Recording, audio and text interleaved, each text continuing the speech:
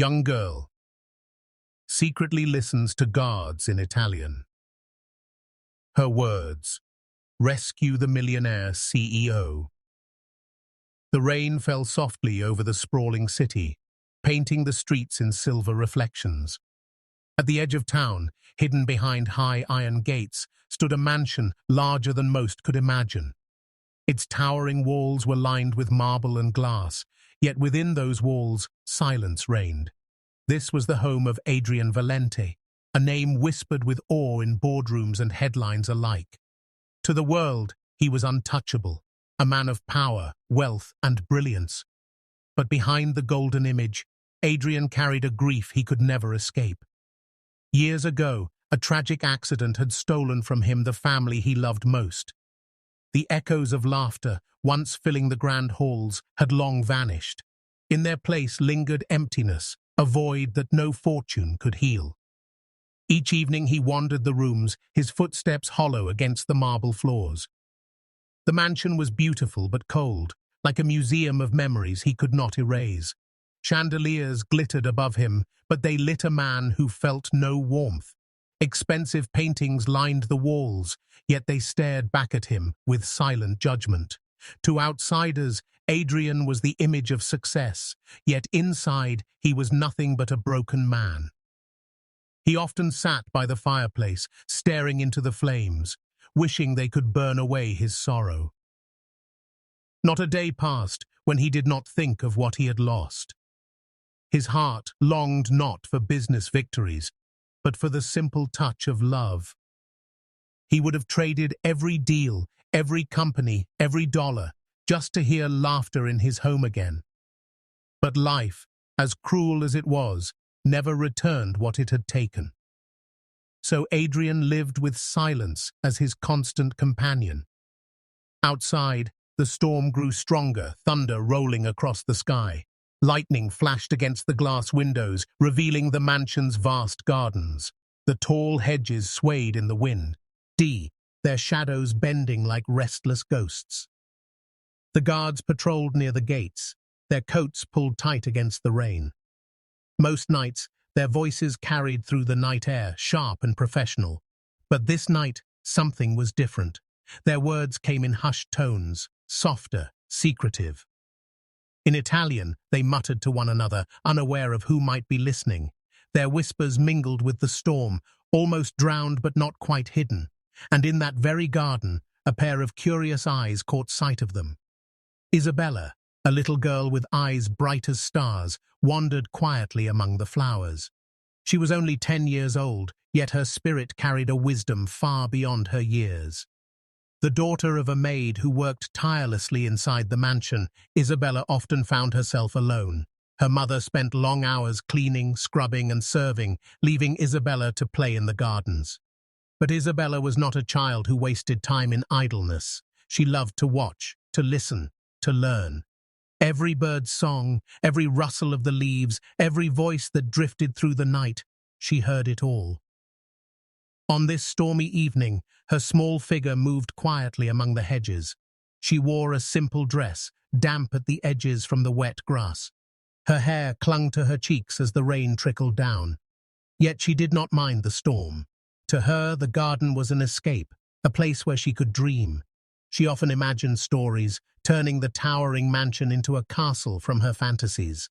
Sometimes, she pretended she was a princess lost in the rain. Other times, she imagined herself as an adventurer, exploring secret corners of the estate. But tonight, there was no game in her mind. Tonight, there was only the sound of voices, low, careful, deliberate. She pressed herself against the stone wall, her small hands gripping the wet ivy. Her ears caught fragments of the Italian words drifting through this storm. Though the wind tried to carry them away, she listened with sharp attention. Isabella had always been fascinated with languages. Her father, long gone from this world, she would sit for hours, tracing her finger over each phrase, whispering them aloud until they became familiar. Her mother often smiled at her little lessons, though she never guessed how much Isabella understood. The child's memory was sharp, her ear quick to recognize what others might dismiss as noise. And tonight, her gift carried her into the world of adults. She tilted her head, her eyes narrowing, her lips repeating softly the words she heard. The guards thought they were safe, thought no one around them could grasp their hidden meaning. But Isabella was listening, her heart racing as she pieced together their speech. The storm was loud, but their secrets were louder in her mind. Somewhere inside the mansion, Adrian remained unaware of what lingered just beyond his walls. He sat in his study, staring at the glow of his fireplace. His face, carved with strength, was softened by sorrow. The ticking of the clock above the mantel reminded him of time slipping away. He did not know that outside, fate was already turning. He did not know that a child's ears were catching whispers that could change everything. Isabella, meanwhile, pressed herself deeper into the shadows. She crouched low, the rain soaking her hair, but she refused to move. Every word mattered, every phrase carried weight. Though her heart beat fast, she remained still, as quiet as the ivy she clung to. The guards' voices lowered further, forcing her to lean closer. Her small fingers dug into the wet earth, grounding her against the fear rising inside. She knew she should leave, that children did not belong in the matters of grown men. Yet something stronger held her in place. Curiosity, yes, but also instinct. Isabella had always trusted her instincts, and tonight they told her this was important. She felt it in her chest, heavy and urgent. The wind howled, whipping branches against the walls. Thunder cracked again, making her flinch, but she stayed hidden. One of the guards shifted, his boots crunching on the gravel. For a moment, she feared he would find her. But his attention returned to the conversation, giving Isabella relief. She breathed softly, careful not to make a sound. The rain stung her cheeks, but she barely noticed anymore. What mattered now were the words, the secrets slipping into her small world. She repeated them silently in her mind, ensuring she would not forget. Somewhere deep down, she sensed they carried danger. A shiver ran down her spine, colder than the storm itself. She clutched the edge of her dress, steadying herself against the fear. The guards laughed briefly, but their laughter was sharp, unfriendly. Even without full understanding, Isabella knew this was not harmless talk. In her imagination, the grand mansion had always been a place of mystery, but tonight, that mystery felt darker, heavier. She thought of her mother inside, scrubbing floors, unaware of the whispers outside. She thought of Adrian, a man she rarely saw but often heard stories about. They said he was powerful, untouchable, a man whose presence filled every room. Yet Isabella wondered if he ever felt as lonely as she sometimes did. In that thought, she felt a strange connection, as though both of them lived in silence. She did not know it yet, but their lives were about to cross in ways neither expected. The storm raged on, lightning spilling across the sky like cracks in glass. Still, Isabella remained hidden, her heart beating like a drum in her chest. The garden smelled of wet earth and roses, heavy with rain. Every sense in her small body was alive, alert. The mansion loomed above her, tall and imposing, like a guardian watching her secret. She pressed her ear closer to the hedge, straining for more words. A slip of Italian reached her, clearer this time, and she froze. She could not fully grasp the meaning, but she knew it mattered. She whispered it softly, committing it to memory. The voices faded slightly, carried off by the wind, but she remained where she was, unwilling to let go of the moment. The storm had turned the world into a blur of shadows and sound, and in the middle of that storm stood a little girl who refused to walk away. Her small frame seemed fragile, but her spirit held firm. Somewhere in her heart, she knew she was witnessing something important. Perhaps it was the way the guards glanced around, nervous and careful. Perhaps it was the way their voices dipped into silence when footsteps passed. Or perhaps it was simply the way her instincts screamed at her to remember. Whatever it was, Isabella obeyed that inner voice. She tucked the words deep inside her memory, carrying them like treasures. She did not yet know how much they would matter. But that night, under the storm, Isabella listened. And the mansion's silence was no longer empty. Isabella pressed her body closer to the damp hedge, her breathing shallow as the voices cut through the storm. For a moment she thought her ears betrayed her, but then the words fell more distinctly, sharp and unmistakable. Her heart pounded as she recognized them, every syllable slipping into her memory like a blade. These men were not sharing idle talk, not complaining about the rain or their shifts. Their voices carried purpose, a dangerous purpose that made her skin prickle. She had read enough Italian phrases in her father's old books to piece together the meaning, and what she pieced together chilled her to the bone. They spoke of Adrian, the master of the mansion, not with respect but with venom.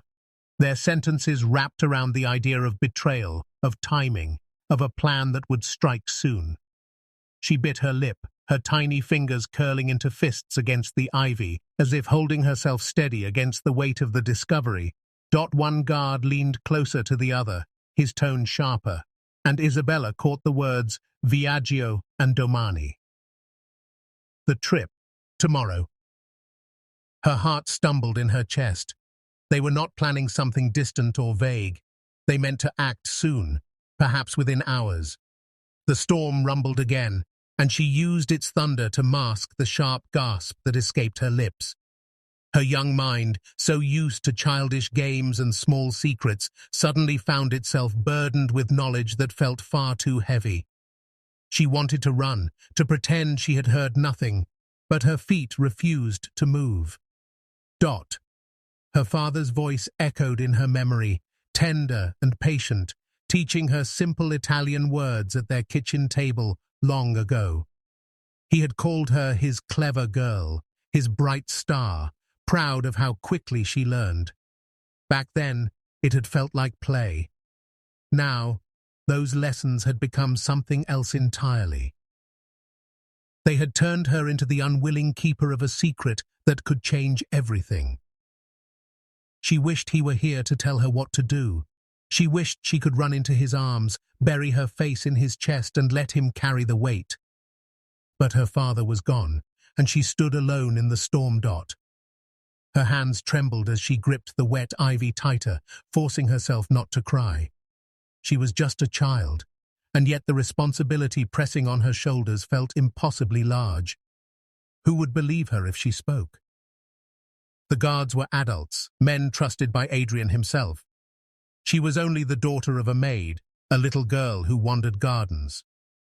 If she ran to Adrian with this story, would he laugh? Would he dismiss her as a child with too much imagination? Or worse, would he tell the guards what she had said, unknowingly revealing her to them? The thought of those men discovering she had overheard them made her blood run cold. She could almost feel their eyes turning toward her, almost hear their boots crunching as they searched the garden. She shrank further into the hedge, trembling, her teeth biting down hard on her lip to keep herself quiet. He guards laughed lowly, as if mocking the very man they were meant to protect. Isabella's stomach twisted. The storm around her seemed to grow louder. Yet it was not enough to drown out the danger in their voices. She knew one thing for certain. Adrian Valente was in danger. The man who walked those grand halls, lonely and silent, had no idea of the betrayal brewing so close to him. A strange courage flickered in Isabella's chest, faint but steady. She was afraid, terrified even, but something inside her refused to let her walk away. Her father had once told her that courage was not the absence of fear, but the decision to stand even while shaking. She whispered those words to herself now, barely moving her lips, using them as a shield against the storm. She forced herself to listen harder, desperate to gather every word. More fragments reached her, mentions of roots, of timing, of making it look like an accident. The cruelty of it pressed against her like the weight of the rain. These men were not merely careless, they were deliberate, planning each step with precision. Adrian's upcoming trip would not be safe. It would be a trap. Isabella's fingers dug into the ivy until her knuckles turned white.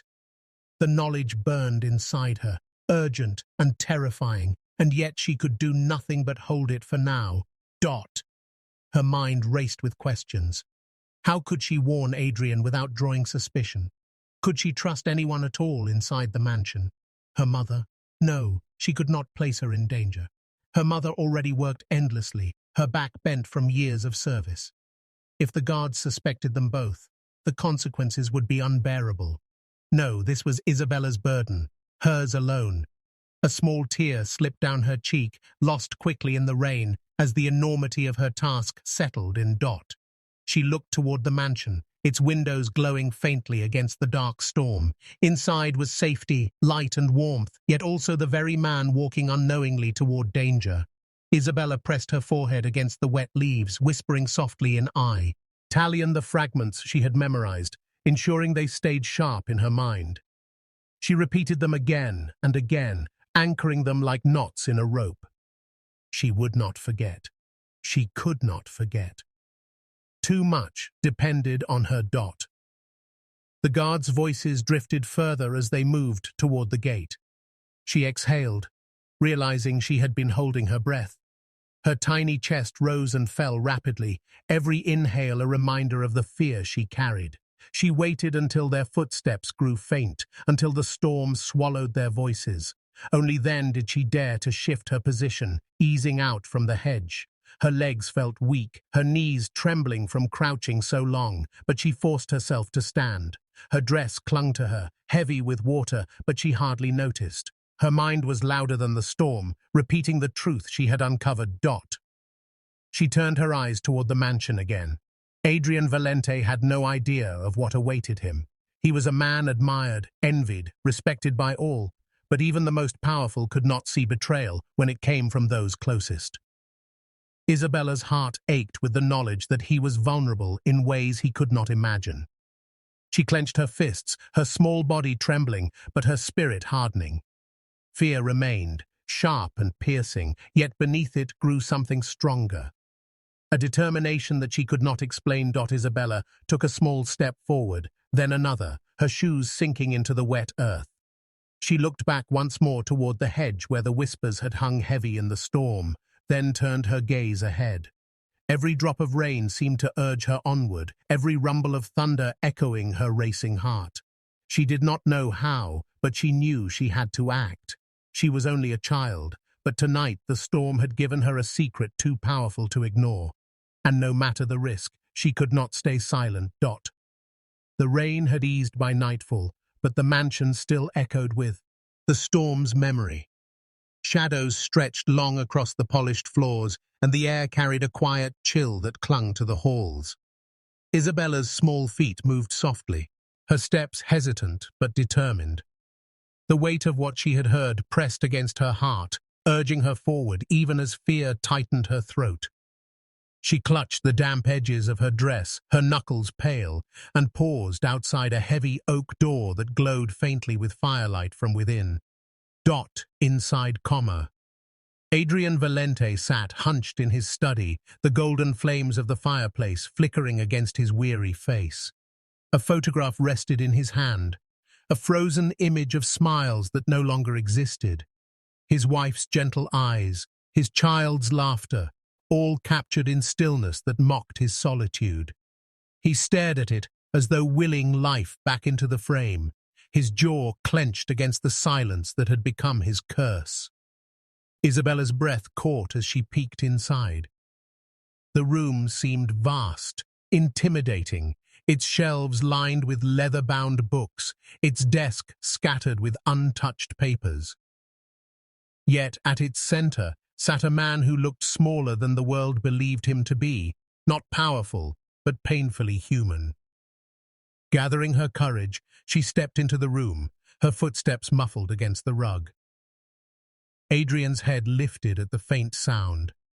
His sharp eyes, dark and guarded, fell on the little figure at his door. For a moment, his brows knit in confusion. Children did not belong in this part of the house. "Isabella?" he asked, his voice low, almost surprised to remember her name. She froze under his gaze, her heart hammering against her ribs. But then she remembered the storm, the whispers, the danger, and the words spilled from her trembling lips. "Signore, your guards, They plan to hurt you. I heard them in Italian. Her voice cracked at the edges, fragile yet fierce with urgency.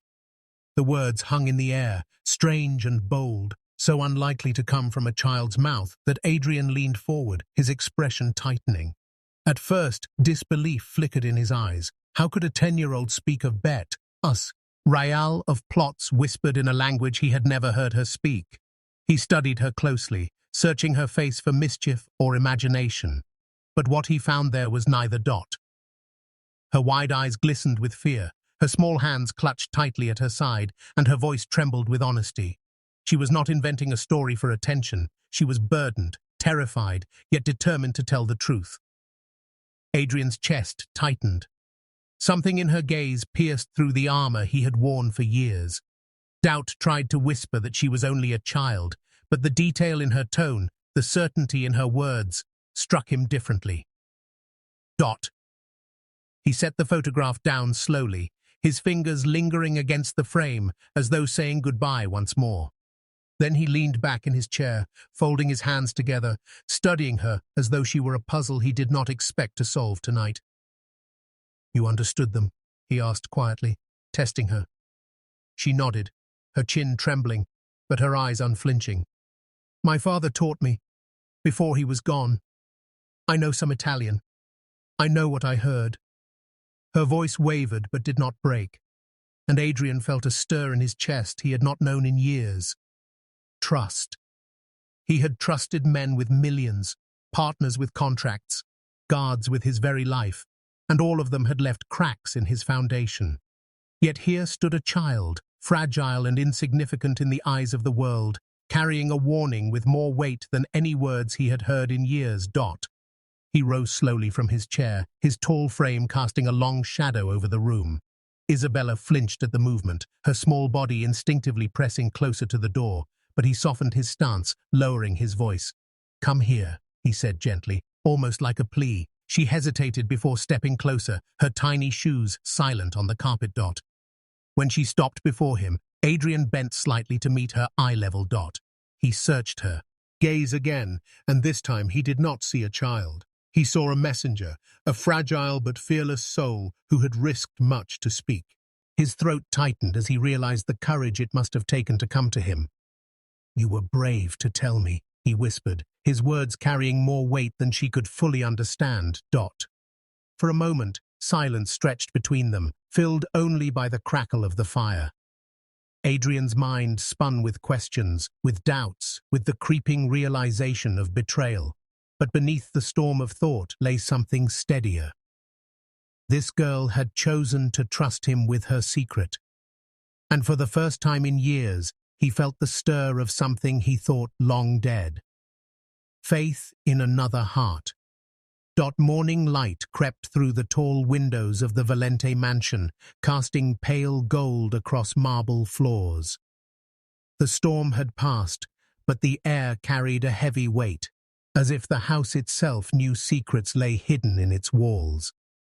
Adrian rose from his bed with a calmness that belied the storm inside him. His mind replayed Isabella's trembling words again and again, every syllable etched into his memory. He moved with deliberate grace, as though it were just another day, but beneath the surface, his heart beat with a sharpened vigilance. At breakfast, the household bustled in routine, unaware of the invisible tension threading the air. Adrian sipped his coffee slowly, his eyes steady on the morning paper, though his mind paid no attention to the printed lines. The guards stood near, their posture stiff and rehearsed. To anyone else, their presence would seem ordinary, but Adrian's gaze caught the flicker of unease in their movements, the way whispers passed too quickly, eyes shifting when they thought he wasn't looking. He masked his awareness with a cool expression, letting them believe he remained blind to their intent. Isabella's warning echoed like a silent drumbeat in his ears. He knew better than to confront them directly. A man of his stature had enemies far and wide, but betrayal within his own walls was a venom that stung far deeper. So he devised a quiet countermeasure. While the traitorous guards plotted, Adrian had already summoned those whose loyalty had been proven through fire and sacrifice, men who had stood with him in darker times. He gave them few words, only enough to sharpen their focus. Watch, wait, and when the truth reveals itself, act. The sun climbed higher, and the day unfolded with a deceptive normalcy. Papers were signed, calls were taken, and footsteps echoed through the halls as though nothing lurked beneath the surface. Yet Adrian felt the weight of eyes upon him with every turn. It was only when he prepared for his outing, a routine business visit, that the shadows began to move into place. The guards who had sworn to protect him insisted on guiding him through a different path, their tone firm but disguised as suggestion. Adrian feigned ignorance, nodding, allowing them to lead him. His calm acceptance was his weapon, for it let the trap spring open exactly as Isabella had foretold. They guided him away from the familiar corridors, down toward a narrow passage seldom used, the light thinning with every step. The polished brightness of the mansion faded into dim stone and silence. His senses sharpened with each breath, the tension so thick he could hear his own heartbeat. Then it happened. One guard glanced at the other, a signal passed with the flicker of an eye. Their pace slowed, their formation shifting to surround him, the air heavy with intent. Adrian stopped, his tall figure poised, his eyes cold as steel. Before a hand could rise against him, a sudden crash broke the silence. Loyal security, hidden and waiting, surged forward. The hall erupted into chaos, boots thundering, shouts echoing against the walls, fists colliding in sharp bursts of sound. The traitorous guards fought with desperation, their betrayal laid bare. But the men pressed with unyielding strength. In the clash of bodies and the struggle of betrayal, Adrian stood in the center, unmoving, his face carved from stone. It was not fear that rooted him, but the shock of realization that death had been nearer than he dared imagine, carried not by rivals in boardrooms, but by men he had once trusted to shield his life. One by one, the traitors were subdued, forced to their knees, their weapons torn from grasping hands. The corridor fell silent again, broken only by heavy breaths and the faint ringing of adrenaline in the air. Adrian's eyes swept over them, his chest tightening, his mind turning inward. These were not strangers. They had eaten at his table, stood at his doors, watched his home like guardians of steel. And yet they had chosen betrayal. His loyal chief of security approached, placing a firm hand on his shoulder. "They won't harm you now, sir," the man assured, his voice steady. Adrian nodded faintly, but his thoughts were far away, fixed on the edge of what could have been. He had nearly lost everything, not in the ruthless world of business deals, but in the quiet of his own home, to the hands of men who wore the mask of loyalty. The truth cut deep, sharper than any blade. He thought of the photograph on his desk, the faces he had once sworn to protect. He thought of Isabella, the small voice that had pierced the silence, the child who had dared to speak when even grown men would have hidden in fear. Without her, he might have walked willingly into ruin. The guards were dragged away, their resistance fading into bitter silence. Adrian remained where he stood, his posture firm but his spirit shaken. The weight of the moment pressed on him, a reminder of how fragile trust could be, how close he had come to losing not just his empire, but his very life. The mansion had fallen into a heavy stillness once the traitors were taken away. The echoes of the struggle faded, leaving behind the soft hum of silence that pressed against the walls. Adrian walked slowly through the corridor, his steps heavy, his face pale from the weight of what had just transpired. Each sound of his footsteps reminded him that he was alive, alive because of a child who should never have carried such a burden. He entered the wide hall where Isabella stood, her small frame barely lit by the glow of the chandelier above. She looked nervous, clutching the edge of her worn dress, her eyes wide and searching his face, as though she wasn't sure if she had done right or if she would be scolded for interfering. Her innocence radiated through the room, a stark contrast to the treachery that had nearly ended his life. Adrian stopped before her. For a long moment, He said nothing. His tall figure seemed unshakable, but inside, the storm of emotions clawed at him. Gratitude, sorrow, relief. Emotions he had kept buried under the armor of a hardened businessman. Slowly, with deliberate gentleness, he lowered himself to his knees, bringing himself to her eye level. Isabella's breath caught in surprise, her small hands trembling. "Piccola Stella," he whispered, the Italian words carrying warmth he had not felt in years. His voice broke as he spoke again. "My little star, you saved my life." His eyes glistened, and for the first time in years, tears threatened to fall. The mansion, once so cold, seemed to soften around them. Isabella blinked, unsure how to respond, and then her lips curved into a shy smile.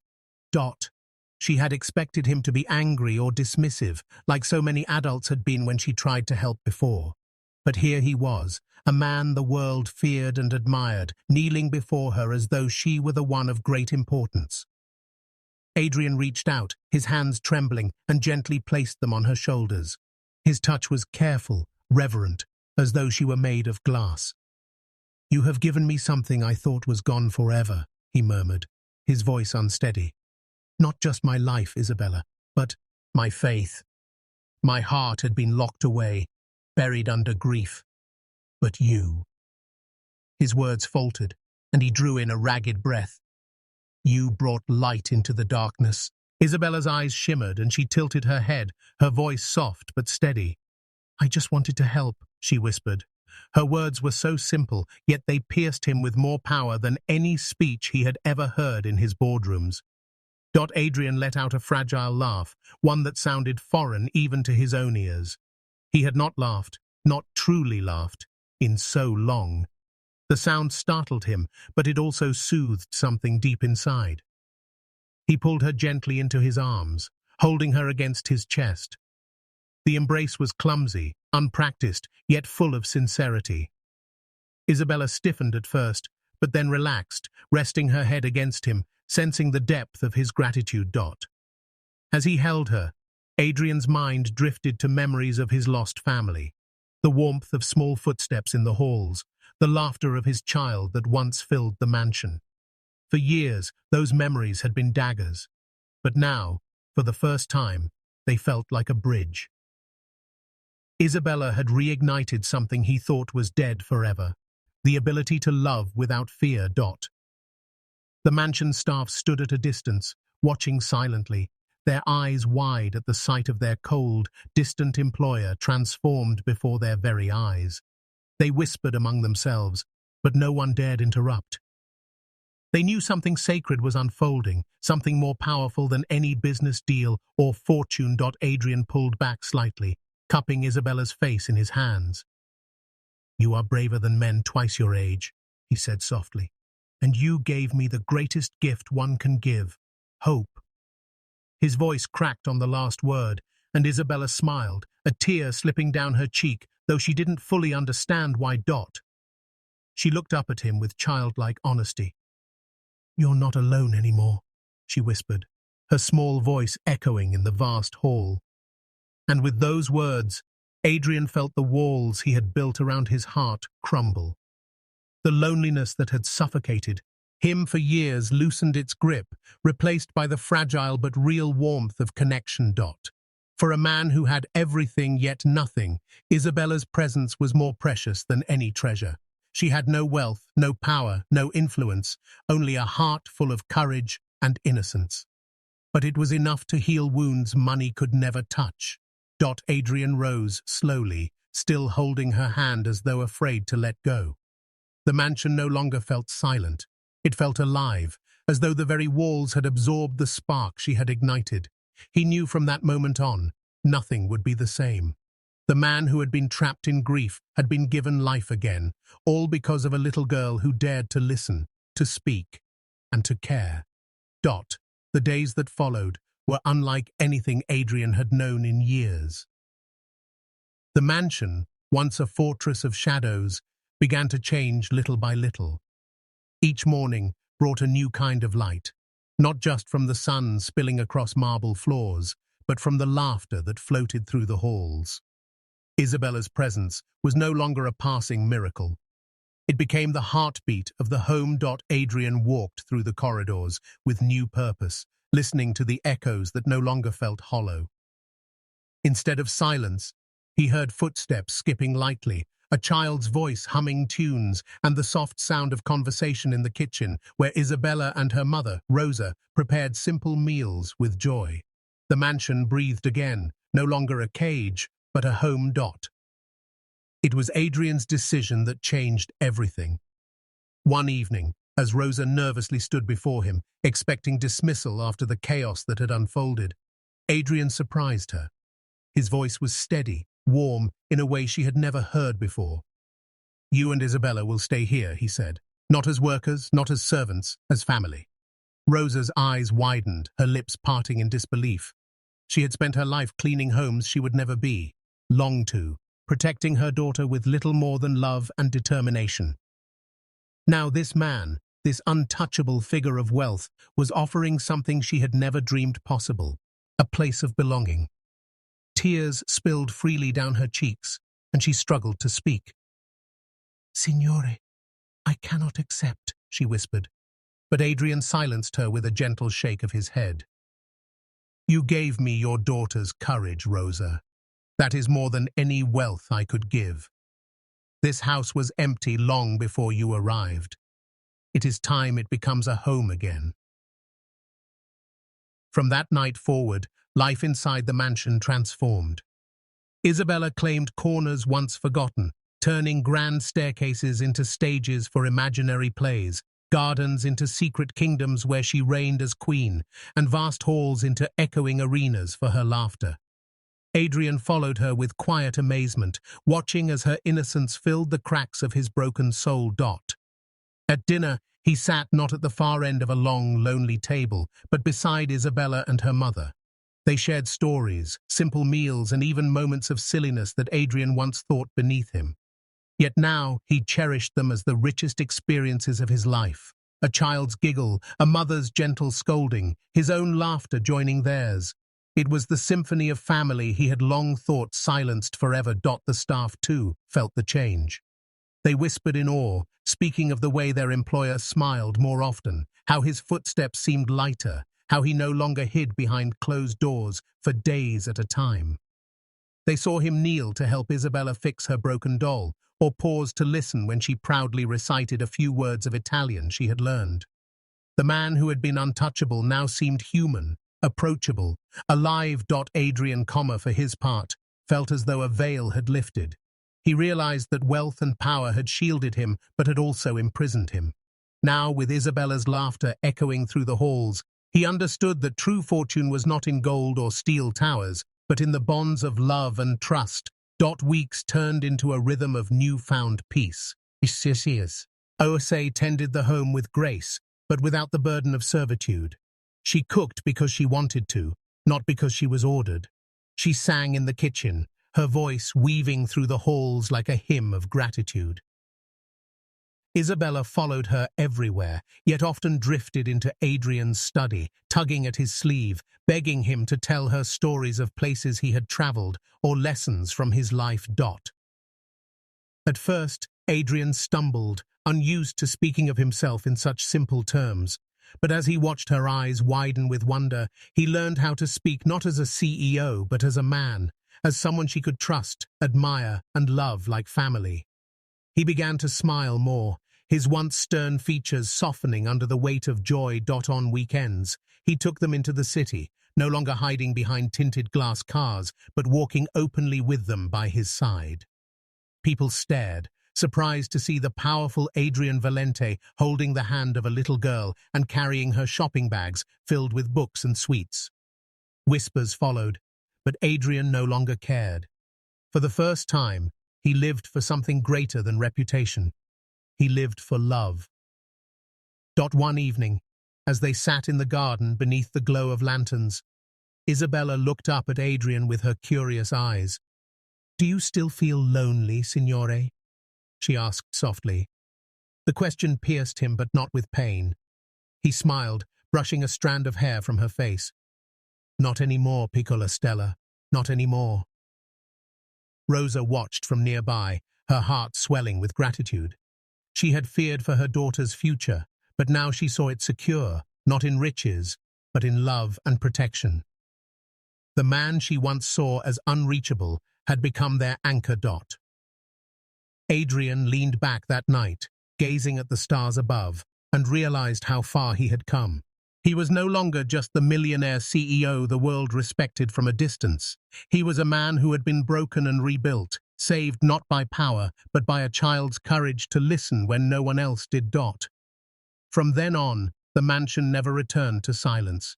It rang with music, footsteps, conversations, and above all, laughter.